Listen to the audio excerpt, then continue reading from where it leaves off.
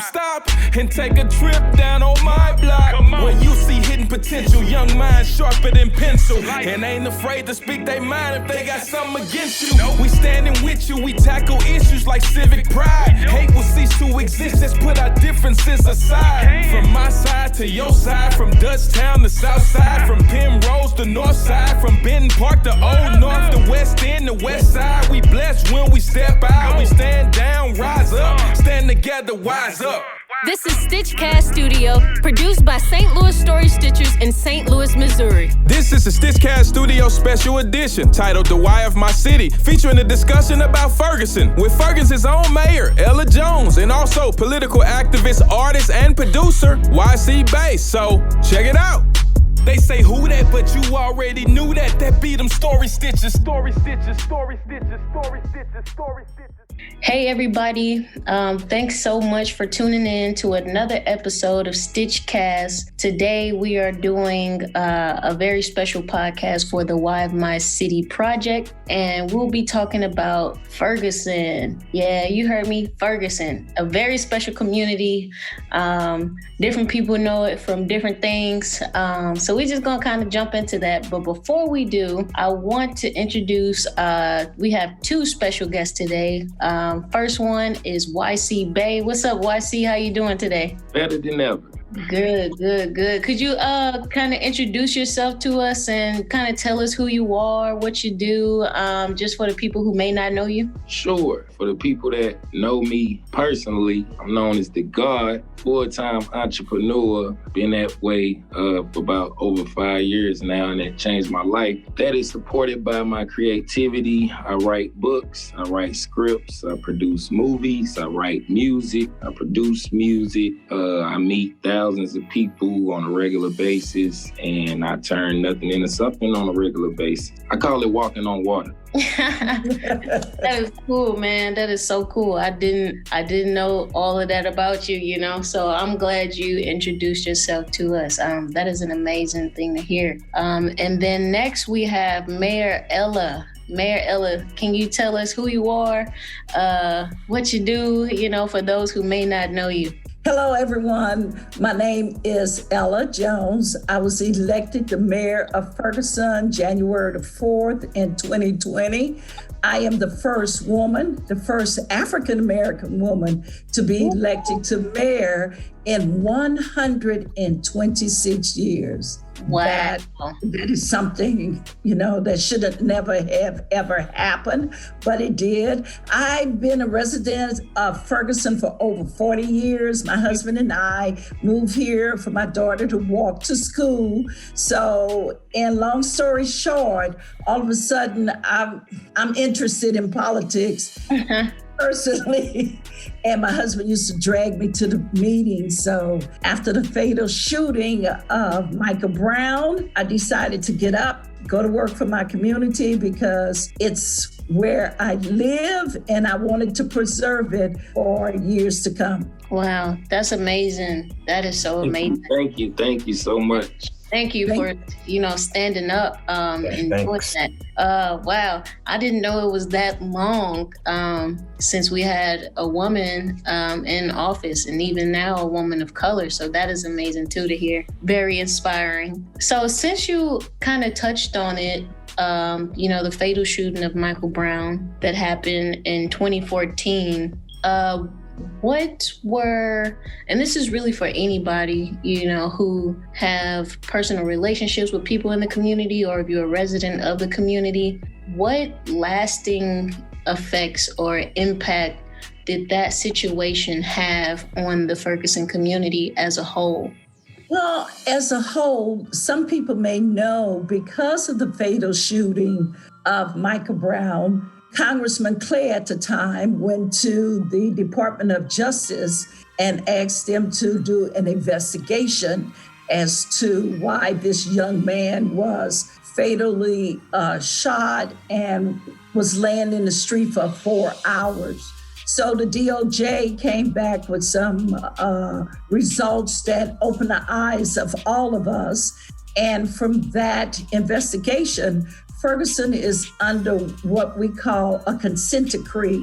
There's police reform court reform. So Ferguson Police Department has to act in different ways, come up with new policies to stop and search, how to interact with people. So it changed the whole scope of the Ferguson Police Department. And a lot of people who had outstanding warrants from the courts, the federal judge had them dismiss a lot of them. And so they're still working on dismissing warrants on people that was getting tickets coming through Ferguson. A lot of the activists deemed it as Black ATM machines. That's how Ferguson was treating the people. But now, since we are under consent decree, that old police department is gone. We have a new police chief. He's doing 21st century policing. We have a consent decree coordinator who is there to work with him. So all in all, the city is began to become into a new birth when it comes to race relation. And it's just beginning to move forward. That's amazing. I guess I can add something to it. Before Michael Brown, it was real racist. I've been living out here in Ferguson close to 10 years now. So I remember the vibe before Mike Brown.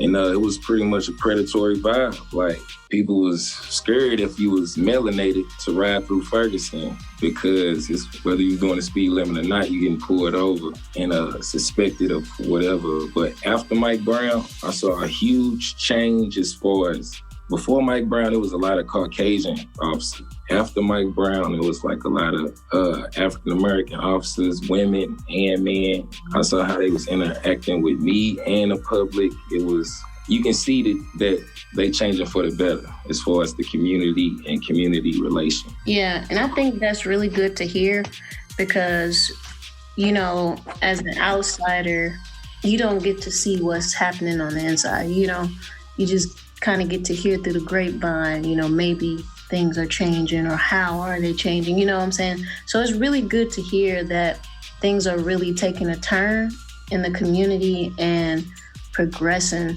I kind of want to get off subject really quick just because we have you on here, Mayor Ella, and ask you, what was the process of becoming mayor? Just in case, there's somebody listening to this and maybe one day want to be in the position that you're in?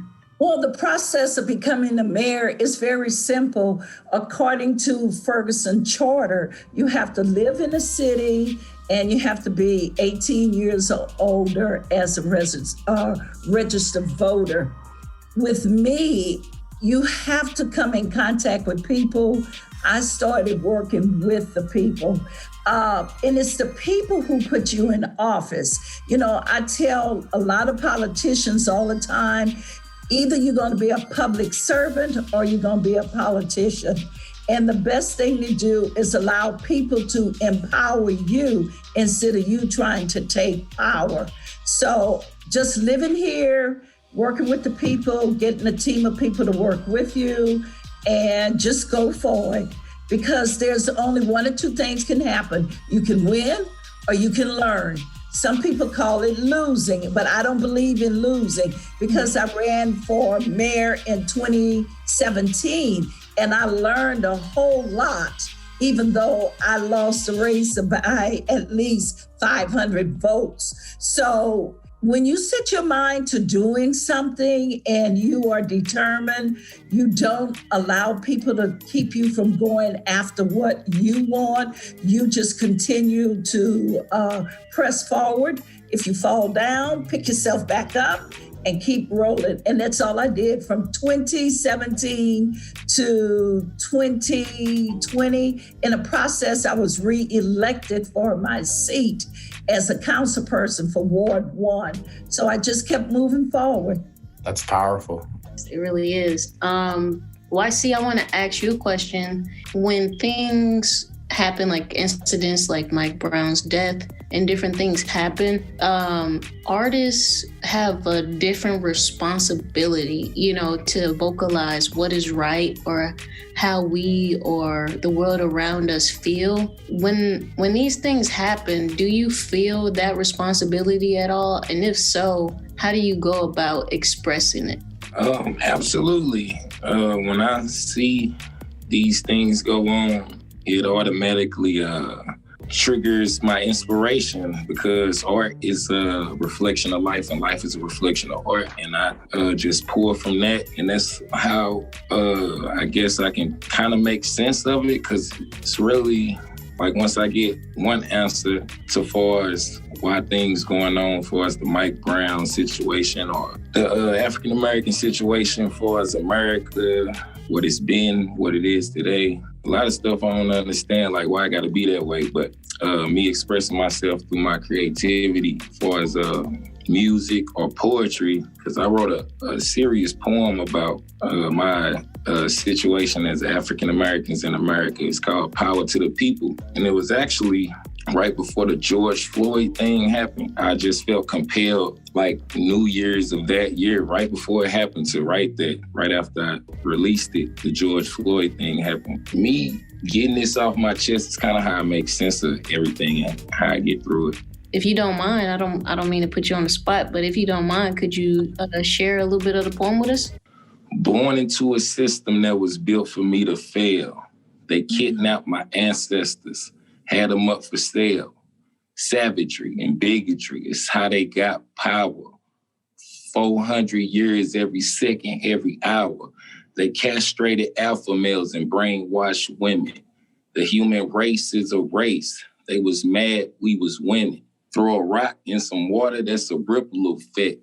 Civil War, Jim Crow is just a symbol of that. Then segregation. At least we was united. They bombed Black Wall Street and started up a riot. Racism is a well-designed system. Let's see if he beat the odds when the odds stacked against them. The education system don't teach you to be a boss. Graduate, try to find your way and still end up lost. Hospitals give you meds but won't give you the truth. Yeah, they got the cure, but they ain't gonna give it to you. The justice system shipping blacks on the bus. There is no justice. It's just us. They afraid of my melanin. Yes, my melanin is post-traumatic stress got me feeling like a veteran. COINTELPRO afraid of a black messiah. My mind is a weapon, fully loaded with that fire. It's real against fake. Good versus evil. Just us against them. Power to the people. That was incredible. That was incredible. I appreciate it. Thank you. KP is here now. This is one of our founding members and artists in residence, KP Dennis.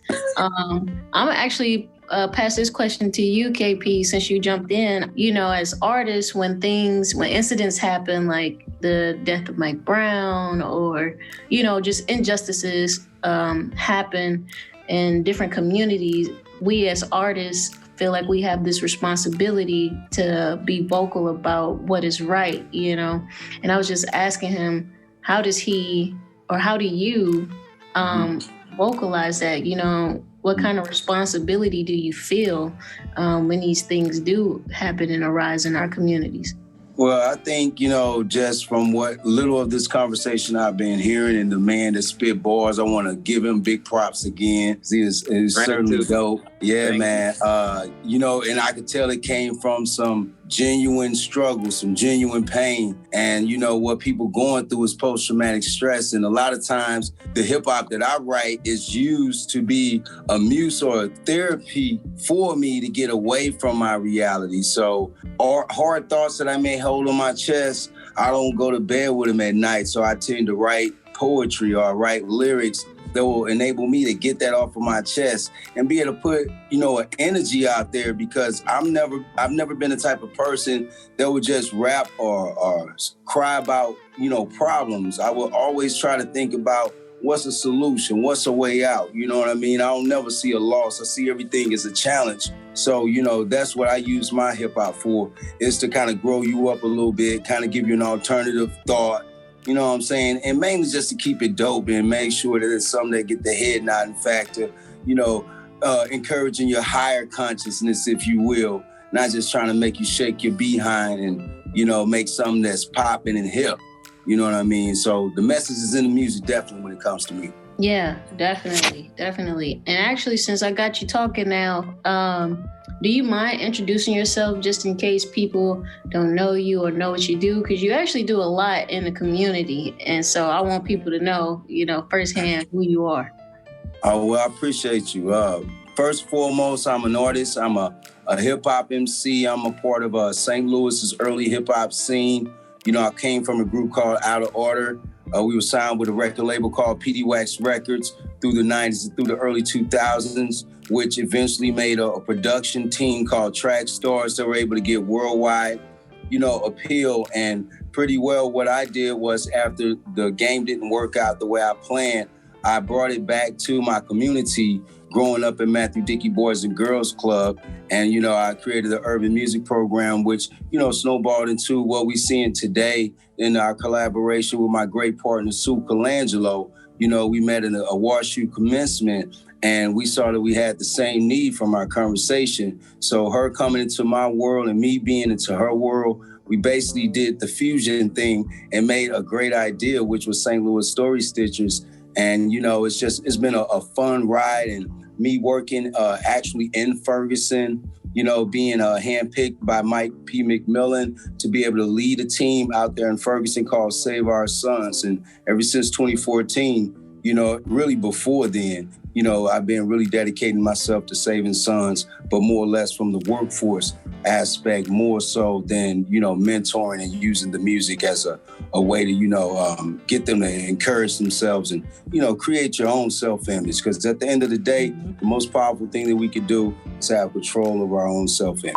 Hey, everybody, you know what time it is. It's time for our Pick the City Up art interlude, featuring a piece titled Worthless. Copyright held by St. Louis Story Stitchers.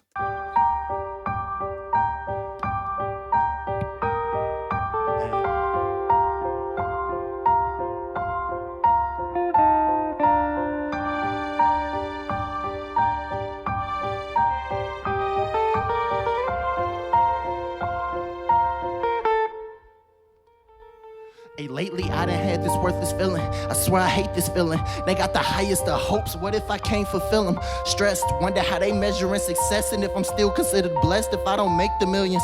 They think that I could wake them up, tie your laces up and give it to them. Sex, money, murder, you can't tell me they ain't been influenced. I wake up in my living room going through the names of some people that claim truth, but had to die before we listen to them. I'm sick and tired of people lies, sick and tired of people speaking lies and claiming truth. When they talk, it always equalize, just trying to equalize. Sick and tired of being sick and tired. I'm sick and tired of seeing mama working. When she's sick and tired, it's clear that you don't want us. Be reminded how we arrived, fair warning. Stories tend to change when read between the lines. The truth is out and in the open. Lives aren't meaningless, just meaningless because they judge us and they don't really know us. Just what they show on news. Racist opinions breed racist feelings. Hatred turns breaking news to broken news. Now can you see the picture that I'm showing you? With these lyrics, I paint a picture that's vivid. That's called the spitting image. Black lives matter. What the fuss about? Years done wrong by a system. It's time to stand. Try to thug it out. Now all lives matter. Wanna air it out. All lives important, but it's our lives that they don't really care about.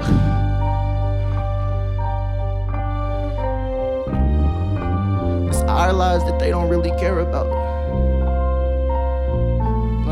Sad my people dying, sad my people crying, sad the only time my people feel they really got a voice is when they being violent. That's why they riot. So thank Officer Stockley. Never thought we'd get a Trump to have me picking sides with Romney. At the same time, I got a family. G's moving silence, I'm trying to stop the violence, sure, but let somebody try me. I might leave it all behind me. Black president got elected, had us guessing we was free finally. That's the biggest joke ever. And black on black crime ain't making it no better. We should know better. They trip off colors of the skin, we trip off colors of the shirt. Put your brother in the dirt, act like we so better. Why can't we see we do the work our oppressors? Give slugs to our brothers, treat our queens like they lesser. Why you advertise your body like your mind won't get you better? Knowing well that he gon' treat you any type of way you let him. You can't cope with that pressure, sit back and smoke that pressure. While you shaming education, then look up to all the felons. They rather keep you blind, kill the ones that make you better. If they kill me for the truth, then make my words live forever, huh? My people playing lately, everybody saying shit. Ain't nobody said shit that's worth saying lately. Just a bunch of how much you need for that gram lately. If you shake that ass, throw this cash, cause I got bands, baby. But I digress, oppression falls on us, right? And I'ma tell the truth if it kills me. And it just might, but ain't no silence in me. Speak out to whoever, if we knew better, we do better. We gotta do better. We gotta do better. Why can't we do better? Like, don't we need better? Ain't we better? Why not be better? We gotta,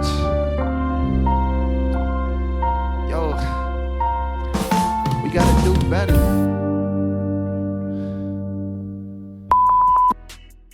I wanna go to Shawn because you are an artist in a different aspect.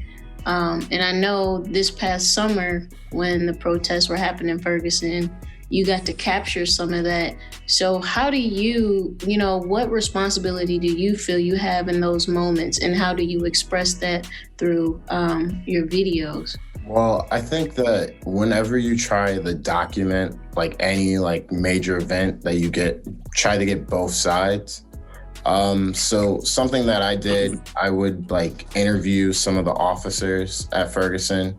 And this was like before what happened to like George Floyd. I interviewed them, and then like a couple days later, that happened. So I got a different perspective on how they saw like their community. And just like whenever like I try to create a narrative, I try to bring awareness to people that might not be able to be exposed to certain things. I think one of the biggest problems that we have in our community is just the lack of communication and understanding. So I think it's my job whenever I create something is being able to communicate, be that bridge to communicate two ideas to someone so they can get an understanding of what is actually going on. So yeah. That's really good. Mayor Ella, before we move on, I wanted to ask, because even though, Mike Brown's death happened 7 years ago, it still feels very, very fresh in a way, to some people.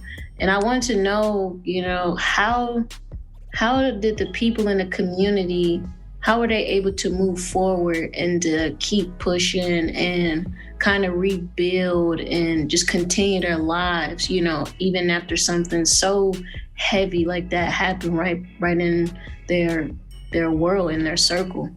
Well, right after the fatal shooting of Mike Brown, I have to give it to the young people. They are the ones that started courageous conversation and helping people to understand that racism will not be tolerated anymore in Ferguson. The courageous conversations, they're still going on today. People needed to be in a safe place where they can express themselves and be heard and understand some of the things that people say to each other. Like a lot of people say, oh, my white friends, that look. Do they really understand about an African American, a Black male, or a Black female? So that's what these courageous conversations came out and tried to help people understand our culture. And we had an opportunity to understand their culture, because you can't have a one-sided relationship. It has to flow both ways. So conversations sprang out, and that has made a big difference with the people here in Ferguson who want to change. Not everybody wants to change, but the majority of the people who want to change attends these conversations. Are there any, like new developments or anything that the community can expect to see in the near future that's gonna, maybe help young people or help a certain particular group in the community to have more resources or anything like that? Is there anything in the works like that? Well, the best place that we have right now is the Urban League Empowerment Center. Okay. I just love that place. Everyone who want a job, I said, go to the Urban League Empowerment Center, ask for Dennis, ask for Cage. They're going to put you on the track. We will. Dennis know I love the Urban League for everything. And we love you back, Mayor. The Urban League just finished. This pandemic has brought a lot of people to reality. When I say reality, Jamie could tell you, when we're out doing the food giveaways, you find people who standing in line who thank us for it, and they appreciate it, and they didn't even realize they will be in the line for food. We find people coming in the food line driving Mercedes. Yeah.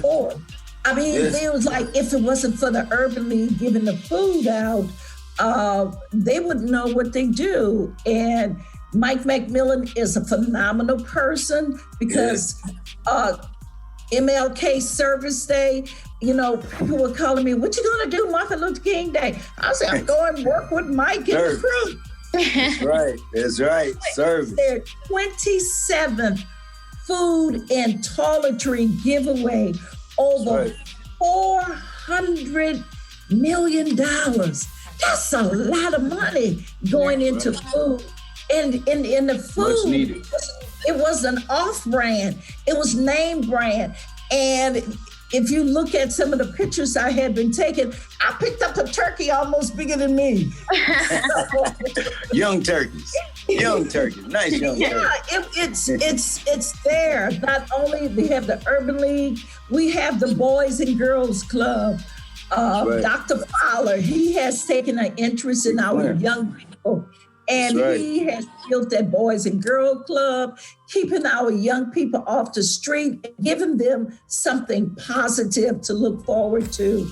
Right next door to that, we're going to have a Mercy Clinic coming to help our people, especially our community suffer from high blood pressure, diabetes. So they'll be there to help our people manage and educate them on their health.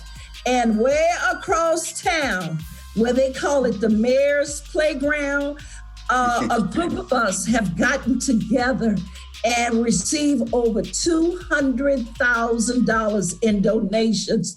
We are building a playground in the unserved area. And those kids come out every day and say, Mayor Jones, when will we be able to play? I say, it's coming soon. It took us a while to raise that money, but the children are ready. We have even had a principal call us from a school in the area and asked us, when is the playground is going to be ready in the outdoor classroom? Because they want to come and bring those children there, see that they can have any and everything they want when people put a mind to be of service. And those people who wanted jobs, we got Burlington Coat Factory coming on 270 in West Florissant. So it's been a lot of work. We'll be in touch. We're still working. We will be in touch. Still working. We have a new nursing home coming open on, it's 800 Chambers Road. Brand new nursing home, jobs for our people. And in talking with them, they promised to hire our people. And the people in Ferguson, their job is in walking distance. So, the pandemic had us to think a new thought and start looking at each other for solutions and coming together, work together to move our people forward and sustain the people. We have to take care of our own, because if we don't, No one else will. Okay, I'm gonna stop preaching. That was great.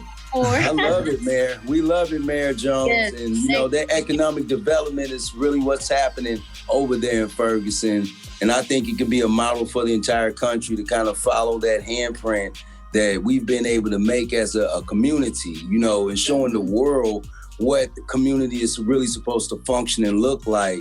Because at one point in Mike Brown era, you know, we were looking like we didn't know what to do. But now we're in a new era. As you see, we have a new president, we have a new regime coming in, a new mindset over folks. And I think this is a year for us to take advantage. So COVID, man, big up to COVID, because it just put the fire up under us in Ferguson. Absolutely. What is your favorite memory from Ferguson? Like, what's a really good memory that you have that just kind of takes you back? Favorite memory would probably be one year we had a community barbecue day at the Ferguson Community Empowerment Center. And it was in the heat of summer. We had all the performers there. You know, I was even able to jump on the stage a little bit and share with them, you know, at the Urban League, my love for the arts. And it was just a wonderfully attended event. It was giveaways. Mr. McMillan actually had given a family a car at this event. So it was very memorable. You know what I mean? That was probably one of the better moments in Ferguson for me, just to see all that community gathering and the unity that was there. There wasn't no haters. The police was involved. They were functioning with the people like, you know, like it's supposed to be. So yeah, that's probably my favorite memory of Ferguson. Well, with me, my favorite memory is our back to school program. Every year in August. And one of our major donors, Urban League, we will have corporate America donate monies, and we will buy backpacks, almost 1,500 backpacks, and fill them up with school supplies. That's right. And have the kids come from all over, pick up a backpack. They can have ice cream, they can have cake, they can have hot dogs, they can have hamburgers, all kind of games and fun for them, to wish them well and send them back to school on a great note. That's my favorite. No, that's a great memory. I would say for me, it's hard to choose just one because Ferguson always got something going on, from the Whole Food Mart that be out there. They be that mobile mart? Vegetables. To the 4th of July parade. It ends at January. Wabash, Urban League, y'all doing monumental stuff. So, man, I appreciate you, man. Ferguson is near and dear to my heart, always has been, and the Urban League is as well. But most of all, Save Our Sons, because for what it stands for, in the memory of Mike Brown Jr., we pride ourselves on never forgetting that demographic, never forgetting those brothers 18 to 25 years old, because I really think that group gets forgotten a lot when it comes to the grand scheme of things. When people make, you know, rec centers and other things that attract the public, they don't think about that young adult age group, and they're still developing. So I dare to say that that's what I like about what we've been able to do in Ferguson, and also at the Story Stitches, you know, just being in St. Louis, period. What the devil meant for evil, God meant for good. I like that. Spirituality is the key, man. You know? It's just always remember to keep God first, man. And understood, overstood. That's there you go. God is first. That's right. Your family is second, and your career is third. When you live that type of life, you're gonna always prosper. In that order. God first, your family second, and your career is third. I mean, don't get so wrapped up you're going to neglect your family. You're going to lose it. You're going to lose it. Give him his time. I actually got a question for you guys. So I'm 23, and I was wondering if you guys had like any advice for someone my age, what we can do in our communities, like our local communities, to bring change. Like, do you guys have any advice, tips? Anywhere? Man, as an older brother, since I'm 46, I'm twice your age. I would tell you to just always remember to show respect for your elders, man. And when you live that way, your peers will automatically see the value in it. Because what's breaking us down right now is the intergenerational divide. And it's simply because like-minded individuals are too caught up in age and all of that worldly materialism. But when you think about it, like-minded individuals are the same, whether it's a 12-year-old such as Jesus Christ when he was a child, being able to talk to adult preachers and ministers, and great minds alike. I just think just showing respect both ways is the key. And as a young man, just always teach your brethren and your peers about showing respect for their elders, man. They give you a different light. Appreciate that. Well, Definitely what I would like to share with you is what my parents and my grandparents shared with me. Do what you love. And when you do what you love, you're going to be happy. And you will leak, your spirit will leak freshness and joy to other people. If you decide you want to sweep the street, be the best street sweeper out there. So people will come and ask you, how do you sweep that street? Yes, right. It is, do it because you love it, and then you don't mind sharing it with someone else because you won't be jealous-hearted. Beautiful. I would like to add to that. I would like to say, draw out a life map. As far as like whatever you see yourself being in the future, like your whatever self-actualization is for you, your peak, draw out a life map, and also write out short-term goals and long-term goals. And for the bigger picture, so basically your bigger picture is whatever you see yourself down in the next 5-10 years, and whatever steps you may think you need to take, write those down as far as the short-term steps you may think you need to take and the long-term steps you may need to take. And educate yourself on financial literacy. And I'm big on entrepreneurship. That's right. That was deep. So we got to draw out my life map and make the steps that are necessary for me to succeed. Also, financial literacy, something that they don't teach in school. I got respect one's elders, be that role model for others, and do what you love and be the best at it. Even if it's sweeping like the street, be the best at it. Verbatim. I appreciate that. I took notes. I'm taking this to heart. So I really appreciate you guys giving us these gems. It made me think too when you said be the best street sweeper if that's what you want to do. Somebody said, a man once said to his son, if you're going to do something halfway, don't do it at all. And I was like, dang. So that sounds like what I told my son. I was like, that's dang. Real. That's real. Just even like simple stuff, washing the dishes. It's like, just do it. Just do it. Yeah. Thank you, everybody, for being on here today. This was an amazing conversation. Thanks again, Mayor Ella. Thank you. Ella. Always respect. Yeah, we appreciate you all. And to all of our listeners who are listening to this, until next time, and we'll see you soon. Thank you for listening.